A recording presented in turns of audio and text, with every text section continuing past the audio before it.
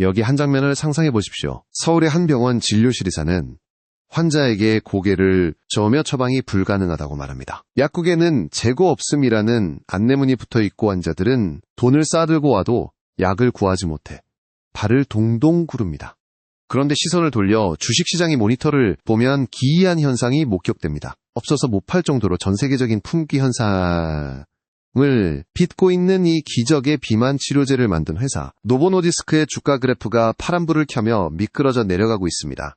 반면 후발주자로 여겨졌던 일라이 릴리는 연일 신고가를 경신하며 제약바이오 업계의 시가총액 1위 자리를 굳건히 다지고 있습니다.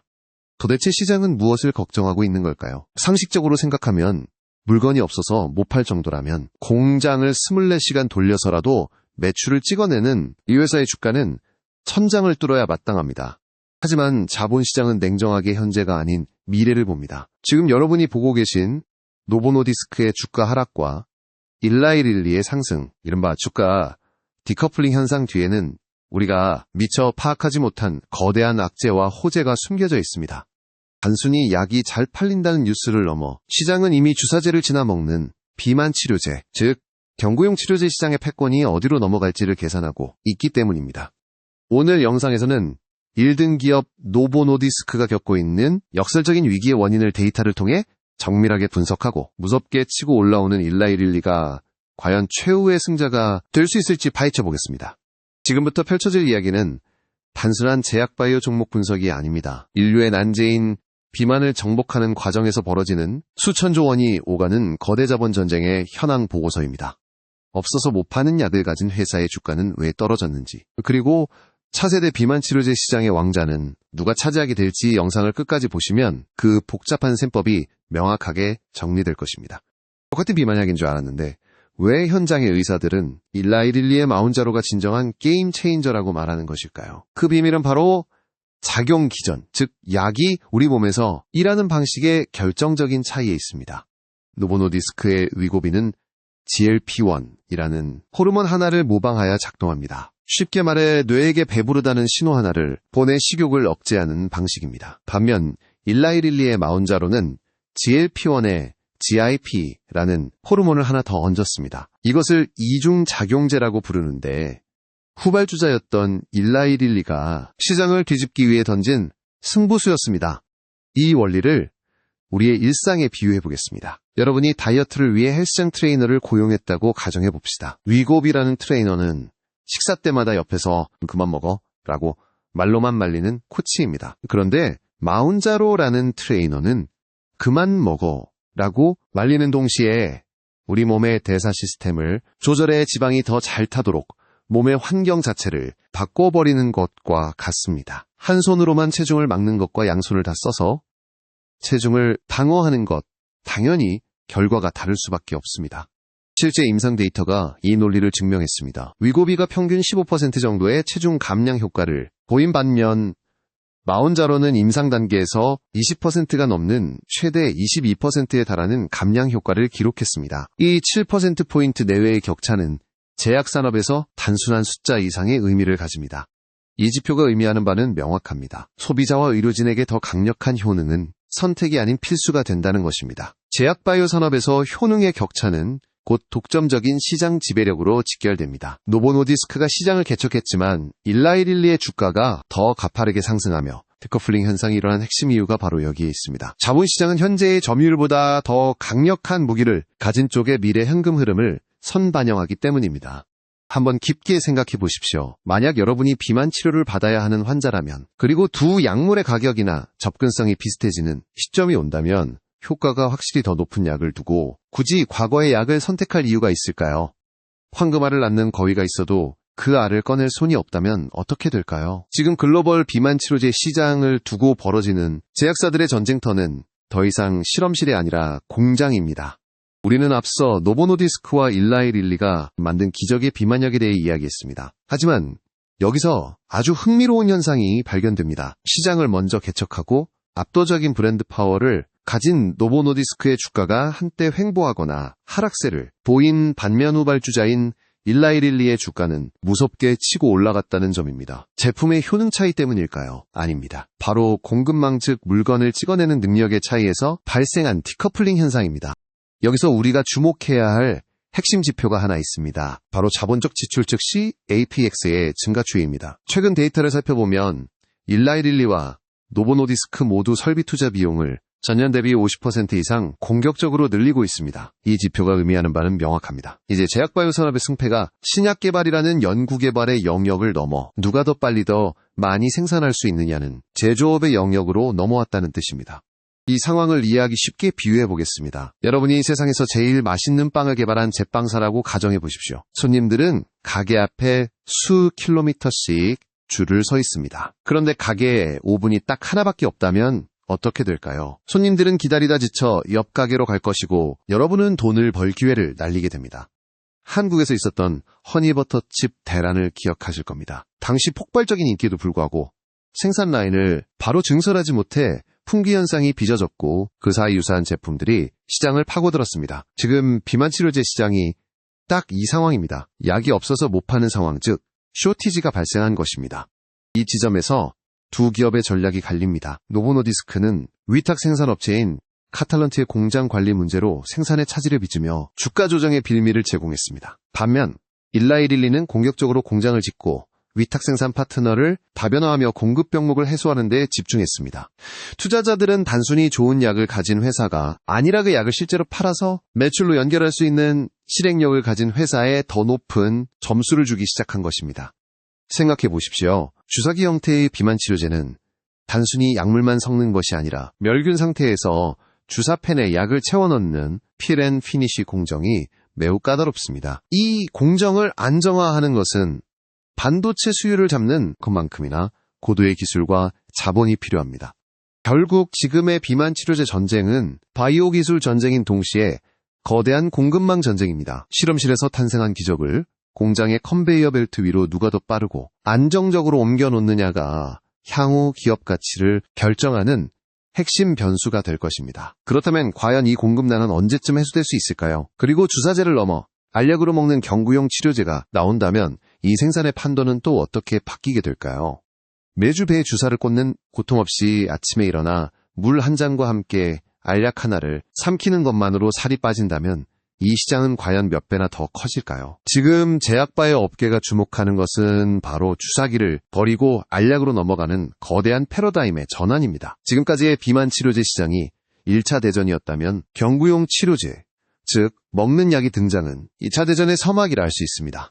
현재 시장을 장악한 위고비나 젯바운드 같은 주사용 치료제는 치명적인 한계가 존재합니다. 바로 보관과 운송의 문제입니다. 단백질 기반의 약물은 온도에 민감하여 생산부터 환자의 냉장고까지 2도에서 8도 사이를 유지해야 하는 콜드체인 시스템이 필수적입니다. 하지만 알약 형태는 이러한 물리적 제약에서 완전히 자유롭습니다. 여기서 우리는 노보노디스크가 공개한 임상 1상 데이터라는 핵심 지표 하나를 주목해야 합니다. 노보노디스크가 개발 중인 경구용 치료제 아미크레틴은 복용 12주차에 체중이 무려 13.1%나 감소했다는 결과를 발표했습니다. 이 수치가 의미하는 바는 명확합니다. 기존의 주사제인 위고비가 같은 기간 동안 약 6%의 감량 효과를 보인 것과 비교하면 먹는 약이 주사제보다 오히려 더 강력한 효과를 낼 수도 있다는 가능성을 증명한 것입니다. 이는 단순히 편의성의 개선을 넘어 치료 효능의 역전까지도 바라볼 수 있는 데이터입니다. 하지만 이 전쟁에서 노보노디스크와 일라이릴리가 택한 전략은 근본적으로 다릅니다. 이 차이를 이해하기 쉽게 비유하자면 노보노디스크의 방식은 최고급 횟감 생선을 다루는 것과 같고 일라이릴리의 방식은 참치 통조림을 만드는 것과 비슷합니다. 노보노디스크의 아미크레틴은 여전히 생물학적 제재 기반이라 흡수율을 높이기 위해 엄청난 양의 원료가 필요하고 제조 공정이 까다롭습니다. 반면 일라이릴리가 개발 중인 오르포글리프론은 화학적으로 합성 가능한 저분자 화합물입니다. 우리가 약국에서 흔히 사 먹는 타이레놀이나 감기약을 떠올려 보십시오. 이런 약들은 공장에서 화학 반응을 통해 대량으로 찍어낼 수 있습니다. 이것이 바로 일라이릴리가 가진 저분자 화합물 방식의 강점입니다. 생물학적 공정이 아닌 화학적 합성이 가능하다는 것은 생산 단가를 획기적으로 낮출 수 있고 전 세계 어디든 상온 유통이 가능하다는 것을 뜻합니다. 생각해 보십시오. 만약 효과는 비슷한데 한쪽은 냉장 보관이 필수이고 가격이 비싼 반면 다른 한쪽은 책상 서랍에 넣어두고 먹을 수 있으며 가격까지 저렴하다면 소비자는 어떤 선택을 하겠습니까? 바로 이 지점에서 시장의 폭발적인 확장성이 발생합니다. 주사 바늘에 대한 공포 때문에 치료를 미루던 잠재적 수요층이 대거 시장으로 유입될 것이기 때문입니다. 결국 누가 더 싸고 안정적으로 알약을 공급할 수 있느냐가 향후 주가와 시장 점유율을 가르는 결정적인 승부처가 될 것입니다. 비만약이 심장병을 고치고 치매를 예방한다면 어떨까요? 우리는 지금 제약 역사상 가장 비싼 약의 탄생을 목격하고 있는지도 모릅니다. 단순히 살을 빼주는 미용 목적의 해피드럭을 넘어 인류를 위협하는 만성 질환을 해결하는 만병통치약으로서의 가능성이 제기되고 있기 때문입니다. 시장이 노보 노디스크와 일라이릴리에 열광하는 진짜 이유는 바로 이 지점에 있습니다. 지금까지 비만 치료제는 보험급여의 사각지대에 있었습니다. 많은 국가와 보험사들이 비만을 질병이 아닌 개인의 관리 영역이나 미용의 문제로 치부했기 때문입니다. 하지만 GLP-1 계열의 약물이 심혈관 질환의 위험을 낮춘다는 임상 결과들이 쏟아져 나오면서 상황은 완전히 반전되었습니다. 심장마비나 뇌졸중 위험을 유의미하게 낮춘다는 데이터는 이 약을 반드시 처방해야만 하는 필수 의약품의 반열에 올려놓았습니다. 이는 곧 보험 적용의 명분이 되며 제약사 입장에서는 매출의 퀀텀 점프를 의미합니다. 더 놀라운 것은 적응증의 확대 범위입니다. 현재 임상 현장에서는 비만과 당뇨를 넘어 수면, 무호흡증 만성, 신장 질환 지방간, 그리고 현대의학의 난제인 알츠하이머 치매까지 치료 영역을 넓히려는 시도가 이어지고 있습니다. 뇌의 염증을 줄여 인지 기능을 개선할 수 있다는 연구 결과들이 나오면서 만약 이 약이 치매 예방이나 치료에 효과가 있다고 입증된다면 기업 가치는 지금의 밸류에이션을 아득히 뛰어넘을 것입니다. 이것이 바로 주가에 선반영되고 있는 프리미엄의 실체입니다. 그렇다면 이러한 장밋빛 미래가 현실이 되기 위한 기회 요인 3가지와 그에 따른 전제 조건을 냉정하게 따져봐야 합니다. 첫째, 적응증 확대라는 기회입니다. 심혈관 및 신장질환 치료제로 승인받는다면 잠재적 환자 수는 기하급수적으로 늘어납니다. 다만 여기에는 확실한 전제 조건이 붙습니다. 장기 투약에 따른 부작용 이슈가 없어야 한다는 점입니다. 평생 맞아야 하는 약인 만큼 갑상선 암이나 췌장염 같은 중증 부작용 리스크가 제로에 수렴한다는 장기 안전성 데이터가 확보되어야만 진정한 블록버스터가 될 수 있습니다. 둘째, 경구용 치료제로의 전환 기회입니다. 주사의 불편함을 없앤먹는 약은 복약 편의성을 높여 시장 침투율을 폭발적으로 증가시킬 것입니다. 하지만 여기에도 전제 조건은 존재합니다. 바로 가격 경쟁력과 생체 이용률입니다. 먹는 약은 주사제보다 훨씬 많은 양의 원료가 필요하므로 대량 생산을 통해 단가를 획기적으로 낮추지 못한다면 대중화에 실패할 수 있습니다. 셋째, 근손실 방지와 체질 개선의 기회입니다. 단순히 체중만 줄이는 것이 아니라 근육량은 유지하면서 지방만 태우는 퀄리티 높은 체중 감량이 가능해져야 합니다. 이를 위해서는 차세대 파이프라인이 성공적으로 개발되어야 한다는 전제 조건이 필요합니다. 결국 이 전쟁의 승자가 되기 위한 조건은 명확합니다. 누가 먼저 살만 빼는 약이라는 프레임을 깨고 건강 수명을 연장하는 필수 의료제로서의 지위를 선점하느냐에 달려 있습니다. 단순히 체중 감량 수치인 15%, 20% 경쟁을 하는 단계는 지났습니다. 이제는 누가 더 다양한 질병을 동시에 케어할 수 있는지, 그리고 누가 더 안정적인 공급망을 통해 이 엄청난 수요를 감당할 수 있는지가 승패를 가를 것입니다. 이러한 변화는 헬스케어 산업을 넘어 경제 전반에 나비 효과를 불러오고 있습니다. 미국의 월마트 같은 대형 유통 채널에서는 이미 식료품 매출의 변화가 감지되고 있으며 고칼로리 스낵이나 탄산음료를 제조하는 식음료 기업들은 장기적인 수요 감소를 우려하여 포트폴리오를 재편하고 있습니다. 반면 항공사는 승객들의 평균 체중 감소로 인한 연료비 절감을 기대하는 등 비만 치료제가 가져올 파급력은 우리가 상상하는 것 이상으로 복잡하고 거대하게 얽혀 있습니다. 10년 뒤 여러분의 계좌에 끝까지 살아남아 수익을 안겨줄 단 하나의 제약사는 과연 어디일까요? 지금까지 우리는 비만 치료제 시장을 양분하고 있는 노보 노디스크와 일라이릴리의 치열한 전쟁, 그리고 이들의 주가가 왜 서로 다른 길을 걷기 시작했는지 깊이 있게 살펴보았습니다.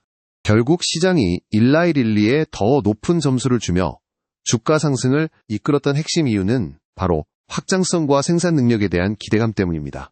노보 노디스크의 위고비가 시장을 개척한 선구자임은 분명하지만 바이오 의약품 특성상 생산 시설을 늘리는 데에는 물리적인 한계와 막대한 비용이 듭니다. 반면 일라이릴리는 마운자로와 젯바운드라는 강력한 경쟁 약물을 보유하고 있을 뿐만 아니라 차세대 경구용 치료제인 오르포글리프론의 임상 성공 가능성을 높게 평가받고 있습니다. 주사제가 아닌 알약 형태, 그것도 대량 생산이 용이한 화합성의약품으로 전환되는 순간 비만 치료제는 마치 우리가 편의점에서 타이레놀을 사듯 폭발적인 보급이 가능해지기 때문입니다. 하지만 이 복잠체제가 영원할 것이라고 단정짓기는 이릅니다. 암제네의 마리타이드처럼 주사 투여 주기를 획기적으로 늘린 약물이나 바이킹 테라피틱스와 같은 후발 주자들의 임상 데이터가 기존 강자들을 위협하고 있습니다. 경제학적 관점에서 볼 때 초과 이윤이 발생하는 시장에는 반드시 새로운 경쟁자가 진입하여 가격을 낮추고 기술을 평준화시키는 것이 역사의 법칙입니다. 따라서 투자자로서 우리는 현재의 주가 수익 비율, 즉 PER이 정당한지 냉정하게 따져봐야 합니다. 현재 이들 기업의 주가에는 비만 인구가 획기적으로 줄어들 것이라는 장밋빛 미래가 이미 상당 부분 선반영되어 있습니다.